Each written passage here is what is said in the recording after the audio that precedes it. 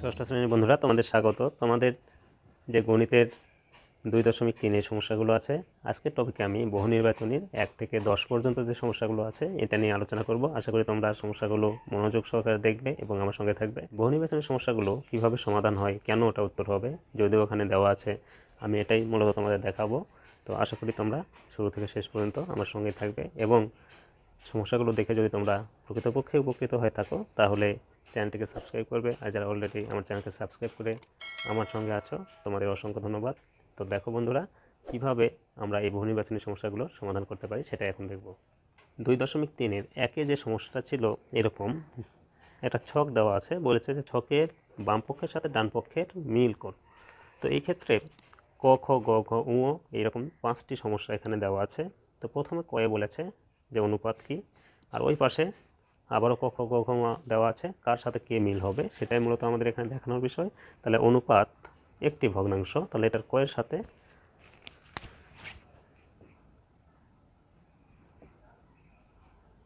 মূলত ক্ষয়ের মিল হবে। ক এবং খ যোগ করে আমরা উত্তরটা পাবো। এরপর ক্ষয়ে যেটা দেওয়া আছে একক অনুপাত, মানে যে অনুপাতের পূর্ব রাশি এবং উত্তর রাশি প্রথমে এবং পরে দুটো একই আছে সেটাই একক অনুপাত। তো সেই ক্ষেত্রে আমরা যদি খেয়াল করি দেখব যে ওই বাম ডান পাশের ঘয়ে আছে 9:9, তাহলে একক অনুপাত, তার মানে একটার ক্ষয়ের সাথে হবে ঘ 9:9 যেটা সেটা, এই জন্য একক অনুপাত হবে 9:9। আর গয়ে হচ্ছে শতকরার প্রতীক, তো আমরা জানি শতকরার প্রতীক এরকম চিহ্ন ব্যবহার করা হয়, আর এটা আমাদের কয়ে আছে, এই জন্য গ যোগ ক, গয়ের সাথে কয়ের মিল হবে। গয়ে বলছে গুরু অনুপাত, তাহলে যে অনুপাতের পূর্ব রাশি বড় এবং উত্তর রাশি ছোট তাকে গুরু অনুপাত বলে। আর এখানে যে কটা অনুপাত দেওয়া আছে তার মধ্যে ও নম্বরে 7:3, মানে 7 বড় 3 ছোট আছে, সেই ক্ষেত্রে এখানে ঘয়ের সাথে ও হবে, তাহলে আমরা ঘ যোগ ওটা লিখব। আর লাস্ট যেটা ও আছে যে লঘু অনুপাত, তাহলে লঘু অনুপাত মানে যার পূর্ব রাশি ছোট এবং উত্তর রাশি বড়, তো সেই ক্ষেত্রে এখানে গয়ে আছে 1:5, তার মানে ওর সাথে হবে গ। তাহলে একের যে মিলমিলের ব্যাপারগুলো ছিল এভাবে করা যাবে। এরপর দুয়ে বলেছে যে অনুপাত কি, তো আমরা এক কথায় জানি যে অনুপাত একটি ভগ্নাংশ। তো এই ক্ষেত্রে কয়েই বলা আছে যে অনুপাত একটি ভগ্নাংশ, কয়ে বলা আছে একটি পূর্ণ সংখ্যা, একটি বিজোড় সংখ্যা, একটি মৌলিক সংখ্যা। তো অনুপাত একটি ভগ্নাংশ, এটা উত্তর কয়েই হবে। 2:5 এর সমতুল অনুপাত কোনটি? তো সমতুল অনুপাত মানে আমরা জানি যে যে অনুপাতটা থাকবে তাকে একই জাতীয় রাশি দ্বারা উত্তর রাশি এবং পূর্ব রাশি দুটাকে একই জাতীয় রাশি দ্বারা গুণ অথবা ভাগ করতে হয়। তো সেই ক্ষেত্রে এখানে দেখা যাচ্ছে 2:5-এর 5 থেকে 2:3 কোনো কিছু দ্বারাই গুণ বা ভাগ করে নিয়ে আসা সম্ভব নয়, কিন্তু 4:9 যদি আমরা 2কে 2 দ্বারা গুণ করি 4 হবে, কিন্তু 5কে 2 দ্বারা গুণ করে 10 হবে, তার মানে 4:9 এটাও সম্ভব নয়। আবার গয়ে যদি খেয়াল করো 4:10, তাহলে 2কে 2 দিয়ে গুণ করলে হবে 4, আর 5কে 2 দিয়ে গুণ করলে হবে 10, তার মানে 4:10 এটা কিন্তু একটি 2:5-এর সমতুল অনুপাত। আবার ঘয়ে যেটা আছে 5:2, এটাও কিন্তু বাস্তবে সম্ভব নয়। এই ক্ষেত্রে উত্তর হবে তোমাদের গ, উত্তর হবে গ, সেটা হচ্ছে 4:10, এটা একটি 2:5-এর একটি সমতুল অনুপাত। পর 4 যেটা বলেছে যে 3:4 এবং 4:5 এর মিশ্র অনুপাত কোনটি? তো আমরা জানি মিশ্র অনুপাত করতে গেলে অনুপাতের পূর্ব রাশিগুলোর গুণফল করতে হয় এবং উত্তর রাশির গুণফল করতে হয়, পরে যে নতুন অনুপাত পাই তাকেই মিশ্র অনুপাত বলে। এই ক্ষেত্রে যদি আমরা 3x4 অনুপাত 4x5 করি, সেক্ষেত্রে দেখো 3×4 12 অনুপাত 4×5 20, তাহলে 12:20 মূলত যেখানে আছে সেটাই হবে এটার উত্তর। তো এখানে 12:20 ক্ষয়ে আছে আর বাকিগুলোতে হবে না, এই জন্য 4-এর উত্তর হচ্ছে খ।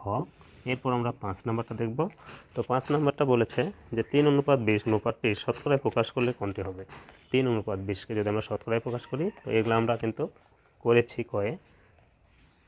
3:20 এটাকে কিন্তু লেখা যায় 20-এর 3, আর এটাকে শতকরায় প্রকাশ করার জন্য লব এবং হরকে আমরা 100 দ্বারা গুণ করব। এরপরে দেখো 20 দিয়ে যদি 100 কাটি, 5-20 100 হয়, তাহলে 3×5 15, আর এখানে পার্সেন্ট আসবে এটার জন্য, তাহলে 15% মূলত যেখানে আছে সেটাই হবে উত্তর। এই জন্য 5-এর উত্তর হবে গ। এরপর 6 নম্বরটা যেটা বলেছে যে 200 সেন্টিমিটারের 1% সমান কত?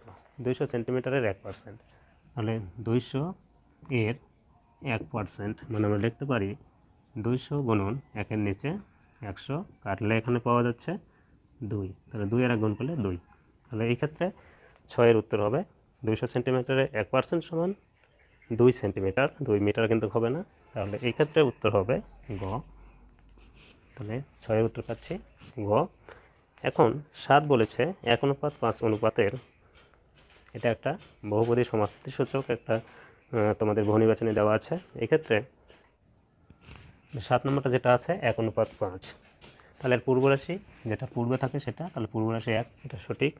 এরপর 2-এ বলেছে যে উত্তর রাশি 5, হ্যাঁ উত্তর রাশি এখানে পরে যেটা আছে সেটা 5-ই আছে, তাহলে এটাও সঠিক।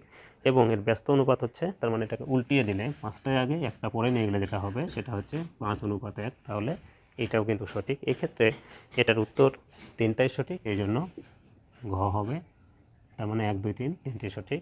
এরপর 8 নম্বর যেটা বলেছে দেখো যে 100 জন ছাত্রীর মধ্যে 100 জন ছাত্রছাত্রীর মধ্যে 60% ছাত্রী যদি হয়, তাহলে ছাত্রীর সংখ্যা 60, 100 জন ছাত্রছাত্রীর মধ্যে ছাত্রী 60%, তার মানে 100 জনের মধ্যে 60%, অর্থাৎ ছাত্রী 60, তাহলে এটা ঠিক আছে। ছাত্র 40, তাহলে ছাত্রী যদি 60 হয় তাহলে ছাত্র অবশ্যই 40 হবে, এটাও ঠিক আছে।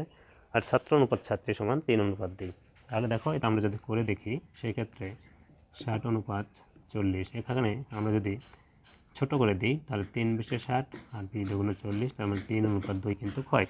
তো এই ক্ষেত্রেও তোমাদের এটার উত্তর হবে ঘ, তার মানে 3টি সঠিক, এখানেও 3টি সঠিক আছে। এরপর 9 এবং 10-এর জন্য একটি ঘর, যে ঘরটি দেওয়া আছে ঘরের আলোকে প্রশ্নটি বলেছে যে নিচের দাগাঙ্কিত অংশ ও সম্পূর্ণ অংশের অনুপাত কত?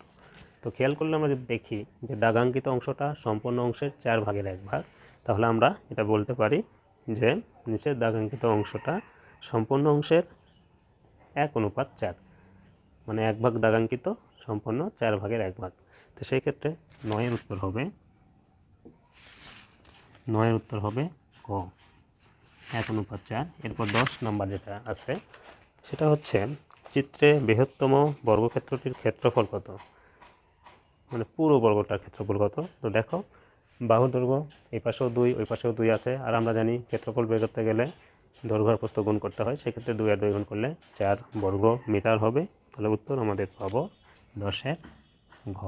তাহলে এইভাবে তোমাদের এই সমস্যাগুলো মূলত 1 থেকে 10 পর্যন্ত বহুনির্বাচনীর সমস্যাগুলো সবকটাই বুঝতে পেরেছ। তো আজ এ পর্যন্তই, দেখা হবে পরবর্তী টপিকে। সে পর্যন্ত সকলে ভালো থাকবে, সুস্থ থাকবে এবং যাওয়ার বেলায় অবশ্যই মনে করে আমার চ্যানেলটিকে সাবস্ক্রাইব করে আমার পাশে থাকবে।